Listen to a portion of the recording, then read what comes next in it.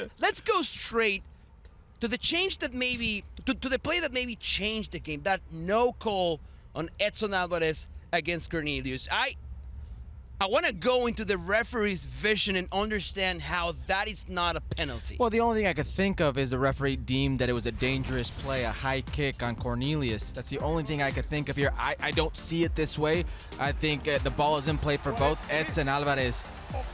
Without even looking, just whips that leg around, makes contact. It was a stone-cold penalty kick for me. And here's the thing. You could say, well, Mexico still had the better chances. Well, Mexico dominated in the 8th minute, 1-0 with a chance to tie the game off a penalty. This goal, if scored, this penalty kick, if taken advantage of, can change the complexion of a game. I am not taking anything away from the Mexican national team, and we're going to talk about their play. We're going to talk about the fans and what a great night it was for them. But a team like Canada, who had a comedy errors in the first goal, having a penalty kick minutes later, does change the complexion of this game. I think it conditions this game going forward a bit. The only thing I can think of there is maybe the referee and the VAR assistant is thinking it's a high kick by Cornelius. But you're not math, right? Because the U.S. lost. You're not math. No, no, It doesn't matter now for us. No. But I'm just saying. But I had Canada winning this tournament. Yeah, you yeah. know, it's about the play here. Do you agree that goals change games? Yes, of course. Yes, a 1-1 heading into this game gives them a ton of confidence. well, and maybe it's particularly to recover so quickly. Correct. Right? Not to go like in late into the match to try to get that equalizer, but to do it, 7 minutes later Right. off of a penalty Yes, of kick, course. then it would completely have changed the complex of the game. Do you think it was a penalty kick? No, for me, no. No. Because of what you told. The how you say it? The foot goes high, yeah. Yeah, the foot goes high. Oof. Dangerous play. They're gonna play like that. They both have. To me, one player won the ball and one player Exactly. didn't. And Exactly. that's Cornelius that's won the just, ball. Yeah. I think it's one of those. What do you think? If you're honest I looking thought it was at a it, penalty. Yeah. if you're honest looking at it from a fan base, you would be angry if you weren't awarded that. Yeah. Right. I mean, the way I see it is both players go for the ball. Right. Edson gets there late Yes. and makes contact. One beat you to the ball. Makes exactly. contact Yep. with the 100%. opposing player. And I could see why he did that because he never sees Cornelius. He went in blindly looking to for clear sure. the ball. That's- But that's reckless. Yes. That's being reckless. Well, it's not reckless because he didn't actually really Right. No, I'm boot not him, meaning- but- What I'm trying to say is I could see why Edson does it because he's the last man in Right. that line of defense. You want to clear the ball. He never Well, in his line of vision sees Cornelius. Since we were talking about Thierry Henry earlier with the celebration with Panama, yeah, there was a situation where I went down for a ball one time against Arsenal and thought, oh, I'm just going to get this ball. Next thing you know, Thierry Henry's in front of me and I clip him and it's a penalty. Yeah. We both went for the ball. I was late. I brought him down. It's a penalty. Now, that clearly changes the game. It's a big factor for the rest of the game. Now, in terms of how both teams react after Mexico scored that fast, because Canada has that opportunity, no call, no penalty, but then what do you make of the way Mexico played the rest of the half? Well, let me tell you really quickly about Canada and the comedy errors that led to that goal. I mean, Alphonso Davies comes in with his weaker foot, tries to clear it. It goes off Bombito, and it falls into who, if you are a Mexican national team fan right now, you absolutely want the ball to fall to, which is Raúl Jiménez. Raúl Jiménez buries it, and we had questions about this Mexican fan base, if they were going to show out. They showed out. They showed up. And once you get them on your side, once you get them motivated, and 43 seconds in, that puts you in pole position. From there, I thought they were excellent, especially in the midfield. I had my doubts. I had my worries about how they would be able to handle the Canadian midfield. Eric Lira was one of the best players on the field today. A player that has very little international experience with the full Mexican national team, who's been for the better part of a year and a half playing this hybrid role at Cruz Azul, this sweeper into the midfield, libero type of role, to come in and command the midfield like he did. There was a play late in the second half where Jacob Schaffelberg, who's been in the game for 2 minutes, comes on. Jacob Schaffelberg, who's got tons of speed for days, and he runs him down. Toe to toe. Runs him down. Yeah. I thought it was indicative of what the Mexican national team was today under Javier Aguirre is, listen, they might be better individually. They might be in better places. But today in front of our crowd, we have to fight for every single play. And that they did. I thought that tone was carried throughout the match. Casey. No, I think what surprised me a little bit is we talked about in the pregame about Mexico dominating possession and then keeping the explosiveness of Canada by keeping the ball. But they almost did the opposite. Yeah. They almost said, we don't think you have a playmaker that can break us down. Yeah. We're going to give you the ball. But that was with the lead.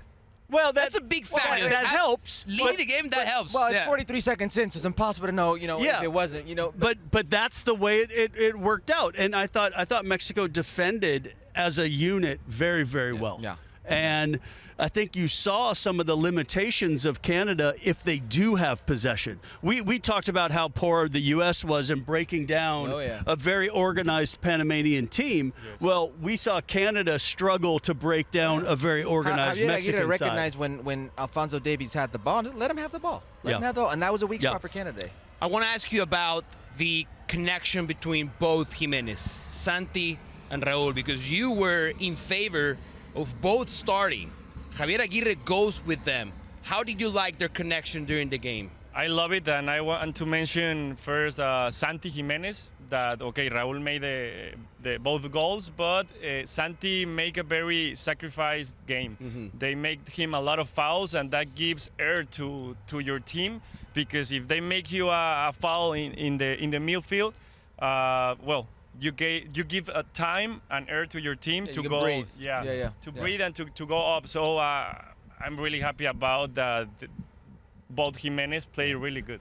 Is there a player in the Mexican national team pool that has a bigger change of pace to be able to come in off the bench and Chino Huerta? Because there was a point when you're thinking, okay, Canada's going to start pressing player numbers forward. Mm-hmm. Where's that over the top? Because there was a couple runs either and they knew they had to just. What's that? Quiñones is the other player. They're not too fast, Yeah, Maybe I mean somebody that is just we going to. don't have anymore right now. Well, Chucky Lozano would have been ideal. We don't have that type of player. Right. But yes, it will be when I look at this team, Canada, and them not being who I thought they'd be, I really have to give Javier Aguirre a lot of credit because you don't come in and you don't bully a team like Canada the way they did in that midfield, the way they did with being physical against Canada. In Canada, you can see how frustrated they were. Alistair Johnston, who should have been probably sent off in the first half. Could have been sent off in the first half. Both Cornelius and Bobito were frustrated. Everybody in the midfield, from Kyle Larin to Jonathan David, who today couldn't get going. And I think Casey's right. There was big portions of this game where they said, well, maybe you don't have that creative player, so we're going to sit. We're going to afford those spaces with and the 1-0 lead. Especially with the 1-0 lead. Yes, of course. Now, let's talk about that matchup between both managers. Because we had our doubts. How is Javier Aguirre going to present his team? Is this team going to attack? Are they going to defend? Are they going to sit back and wait for Canada to attack them? In terms of just that matchup of managers, what do you make of it? Well, I was extremely pleased with what I've seen from Javier Aguirre, because since Honduras, the away game, it's pretty much been on the tip of everybody's tongue. Like, Javier Aguirre is in trouble. Javier Aguirre doesn't have the backing he once had. He could be gone if things don't go well in Nations League. Well, for Jesse Marsch, it was the opposite. For Jesse Marsch, everything was great. For Jesse Marsch, he's the guy who just got them to play for a third-place match in Copa America. He's the guy with more European players. He's the guy with a set DNA, grit, and fight to his team. I didn't see that from Canada today. I saw more frustration from Canada. I saw a Jesse Marsch that didn't look like he knew what to do. And listen, Javier Aguirre has been there, done that. He can frustrate like no other. But playing two forwards, that brings me back to Tuca Ferretti in the CONCACAF Champions Cup when he played three forwards against the U.S. men's national team. That's like the folklore of the Mexican national team. It's going to be talked about for years to come, a moment like this. And in the darkest era of the Mexican national team's history, when we could say their only trophy was a B squad Gold Cup, well, not anymore. No. Maybe. And well, we gotta wait, right? We'll see. But what We'll I'm saying is when we thought we had doubts about the fan base supporting the Mexican national team, there was about 50,000 for a semifinal. What do you think is going to happen on a weekend versus Panama in a final? Correct. Yeah, no, it'll be huge, and I think it's the only way you kind of win back fan bases is to perform. Right. Is to give them a reason to cheer, give them a reason to come back, and this was one of those performances and results. Wasn't some classic. Let's just play a team off the pitch. It was a very organized, We got a goal early. We got a goal late. We defended well. We were a unit. We did things the right way. And I think the fans respected that. JJ, I don't know if you agree with me, but I almost think this performance makes it more valuable for the Mexican national team. Because I know, because you said in the pregame that occupy them with the ball, keep the ball. I know Mexico historically has done that. Being pragmatic like this and grinding out victories this way, I think that's very valuable for the Mexican national team. A lot, because they play with the passion and with the heart that we told Casey that the U.S. didn't have. Yeah. You know, Mexico needed to win today, and they wanted to win. Yeah. So, and they made it. So, yeah, it's very important for the confidence also of all the team. And you know what? During the pregame, I said something that I don't know if I regret right now. Maybe I do. Let me go back to the Rolex. Yeah, but maybe I do. I mean, that might be a long list. It wouldn't be the list, too. first I time. mean, It wouldn't be the first time. But I said, I envy the U.S. for going after a manager like Mauricio Pochettino. Right. And I resent the Mexican Federation going back again to Javier Aguirre. But we saw after, and I know it's very easy to say this With the result in with hand. the result in hand. Yes, I know it's very easy, but I'll say it anyways. I think we saw the reason why Javier Aguirre is the manager of this team. We saw the experienced Javier Aguirre. We saw the Javier Aguirre that connected with the players, because you could tell, as you said and JJ also said, there was a different kind of intensity with the Mexican national team. There was a different type of commitment that we hadn't seen in a long time. So I think that's Javier Aguirre, the way he's connecting with the players. My worry is La Zona, this zone, and how irregular it can be, because you go back to Honduras, the first game, and that's the same group that lost to Honduras in Honduras, same group that embarrassed Honduras in Mexico. But you look at this U.S. men's national team, this is the same Panama team you've beaten before. This is the same tournament you won before. How can you be so irregular? You look at this Canadian national team, you won the World Cup cycle. Yeah.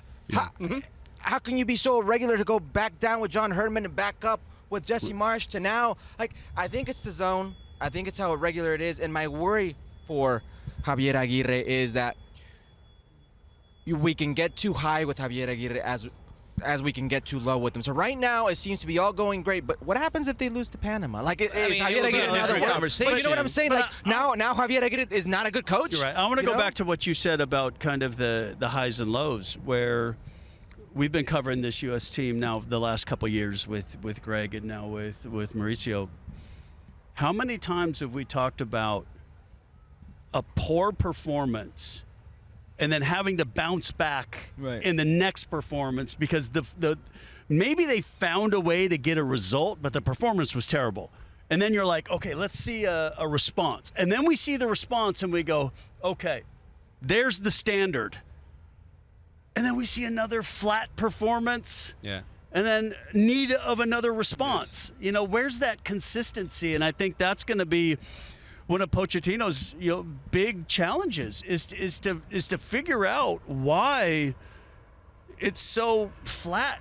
And then, okay, now I kind of, like we said, the Alex Ferguson hairdryer, the throwing teacups, the going nuts. Okay, there's the response, but why does it have to be a response? I wouldn't go why too can't far it just from be the the US standard? I think Mexico's in the same boat. Yo, I agree. Now that's the standard for Javier Aguirre, to keep it performances like that. Yeah, but let's not cover the sun with one finger. You know, Right. okay, we got a really nice game. I'm very All happy. the problems aren't solved. But the consistency is the problem. So we want a lot of confidence. Okay, after this, we have to keep, this is our standard and going up from this. you know? Okay, I want to go to the starting 11 because I feel like it's not only the both number 9s starting for Mexico.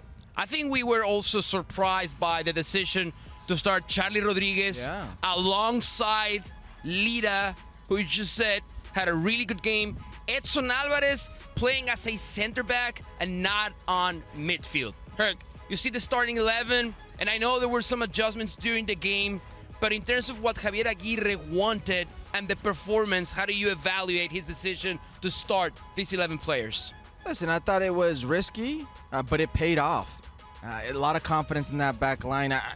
I look at this back line and I think to myself, well, this isn't exactly the Rafa Marquez, Claudio Suarez era where you're going to play out of the back. Hector Moreno. Hector Moreno. No. This is defend first. This is be gritty. This is going to be pragmatic. It's going to be safe with the ball. Reyes as an outside back doesn't exactly scream Cafu down that sideline. But he's a very consistent player. He's not going to surprise you with anything. You actually know what you're going to get. Which is fine if you're not asking him to play like Cafu. Which is exactly the thing. Which So is the way he played. I think Javier put this team in a position to succeed, which I thought was very beneficial to these players. So a lot of these players were heavily questioned. Yes, Alexis Vega is doing very well in Liga MX, but he's a player that's been heavily questioned for a long time. Charlie Rodriguez, been questioned for a long time with the national team. Eric Lira does he have the experience? Can he be that player? And so forth going on. Santi Jimenez being another player. Didn't get his goals today, but as JJ said, did all the dirty work. And yes, Santi got the goals, Raul got the goals, but Santi was involved. I thought it was a professional performance. No, I think the important part about when we were talking about, the two strikers, I think it was almost a case where Aguirre needed to just put his best players he had available on the pitch. That he couldn't afford to have one of them just on the bench. Yeah. Exactly. Get your best players on the field. You can always pull somebody off. You can always adjust. We know that Raul can play a little deeper if he needs to or whatever, but get your best players on the pitch. You don't have the squad depth that you maybe had 10, 15 years ago. So here's an opportunity. Get them on the pitch. Go get a result, and they did. And for me, this lineup, Rafa Marquez made it. That's it. Okay. That's a hot take. That's The same thing was said about the last lineup against Honduras. Let me ask him. Why do you say that? Why do you think it was? You see Rafa Marquez's hand in this lineup. First of all, Charlie in the midfield. Edson Center back. as a center back, and just having Lira alone over there, and also because they put a lot of very technical players. I see like if Rafa Marquez was in the Barcelona second team, he tried to make that, and for me, he was the manager there. Exactly. For me, Rafa Marquez made of this lineup of Mexico. Do you think it was a case of he's saying, okay, Alvarez, if David is the key guy, let's put one of our best guys a little bit deeper just to kind of really keep between an him eye and on Eric that. Lira, Let's negate their top striker with one of our best defenders, even if he has to play a little bit deeper, because we know we're going to play a little bit deeper anyway. Because you have a lot of good players up. You don't need Edson Alvarez. If you see the statistics, I mean, Canada have had more of the ball. But again, I think that's by design. I think it 100%. They want to control that. But I also think it was by Canada not having the creative force in midfield to say break us down. Estacchio's the type of guy who could be creative. And then again, we talked about already. Then you score after 47 seconds, and you have something to hold on to. And I also believe that Jesse Marsch was not ready for this lineup. Jesse Marsch did not see this coming. I don't think he was ready for that tactic either. He was not ready for that. I don't think he was ready for that goal. I feel clearly, and that's a game changer. You concede in less than a minute, that clearly brings something different from in terms of tactics. Especially for a team like Canada whose approach is to try to play high. But these changes, right? This way of just starting both number 9s, bringing Edson back as a center back, starting Charlie, starting Lira, going, as you said, with Alexis Vega on the left, Roberto Alvarado on the right. It's been a while since we've seen that. That's Javier Aguirre saying, or Rafa Marquez saying, we really have to win this game. We're going all in with our best players, and we're going to try to surprise them by doing something different. And it paid off. But we also have to talk about some individual performances. Man of the match has to be Raul Jimenez. Absolutely. You know Raul Jimenez, JJ, really well. How do you like his performance tonight? No, I love it because he scored the 2 goals, but I want to mention also Roberto Alvarado stopping Alfonso Davies. Obviously, Eric Lira. He was amazing. And another time, Santi. Making that dirty job, because we don't see him a lot, but it is very important. Raul Jimenez and everything he's been doing after recovering from his accident. The redemption arc is it's just fantastic. And he played really well against the U.S. and also plays really well now against Canada. Two very solid performances. You know, every time I think Raul Jimenez, you got to count him out, he just comes back. I mean, it's a near-death experience, that incident with David Luiz. Takes him years to recover his form, goes to a different team. At Fulham is now their go-to guy. Then Rodrigo Muniz, the Brazilian, is nipping at his heels, scoring goals. Raul Jimenez is coming off maybe a little sooner than most would like, and you're like, well, maybe it's Santi's time now. One forward, two forwards, what's going to happen? And he does this type of performance. Like, I give a lot of credit to Javier Aguirre. I give a lot of credit to Eric Lira. I give a lot of credit to whoever. But this is Santi Jimenez putting the team on his back, on his shoulders, and saying, I want to be that man. I want to be that guy. I want to be the 9. And I've been there. It's good to do the dirty work. It's good to win. But I guarantee you, Santi Jimenez in the back of his head right now is like, Raul scored 2. Raul scored 2. We keep saying, Casey, that especially for Mexican players and how rare it's to have good Mexican players performing at a high level. Raul plays in the Premier League, has been playing there for a long time. Can you tell that when you see him on the field compared with 2 other players, the way he behaves himself and how he impacts the game? I'm going to give you 2 examples. I mean, or one example with 2 players. Look at the chance a young man had. Side foot. Yeah, Ajiman. Right, Yeah, Ajiman had that right there with that side foot to try to score. USA versus Panama. And Jimenez has the composure for just having that more experience, that time in the Premier League, and just an older, more mature player. But then he makes the finish that makes the difference. And I mean, it's something you can't, really replicate if you're not doing it week in and week out. And to Herc's point, I have a ton of respect for the way he's recovered. Yeah. He got his game back. I think it could have been very easy for him to come back to Mexico and just see the rest of his career out. He said, "No, I'm gonna recover back, still in the Premier League, and perform." And then I always feel your performances with your club team comes first. And when you're performing well with your club team, you get the opportunity with the national team. Exactly. And I feel what he's done is he's done it the right way. He's gone to Fulham. He's got his career back on track, and now the national team is seeing the fruits of that. He has a chip on his shoulder. Every goal scorer has to have a chip on their shoulder. They do, but I think in Raul's case, I see a ton of confidence that maybe he lost while he was recovering from that accident. But how could you not? But when I say that he has a chip on his shoulder is because he's been a really good player for a long time. But yet, common discussion maybe tends to think that he hasn't performed with the national team the way he should have been performing for many years. Let's go back in history. Before this redemption arc, not only at the club situation right now, but for Mexico, what was the greatest Raul Jimenez moment with the Mexican bicycle national kick against Panama, Estadio Azteca. That's it. That's it. There have been, 3 World Cups in between there? That's going to be 12 years of that. 3 World Cups, Confederation Cup, there's been Gold Cups, there's been Nations League, and that was the best moment of Raul Jimenez. And now at 33 years old, he's saying, hey, hold on. Yeah. I'm not done yet. I got one in me, and I want to go out with the bang. That speaks to his character, that speaks to his resilience, and that speaks to his quality. How close, JJ, is Raul Jimenez to his best form? Because you've said he's one of the greatest players that Mexico has had in the past 10 years. Just how close is he right now to his top form? I think right now he's in a percentage in his 80, He's a little bit to make his best, how you say? Performance. His performances.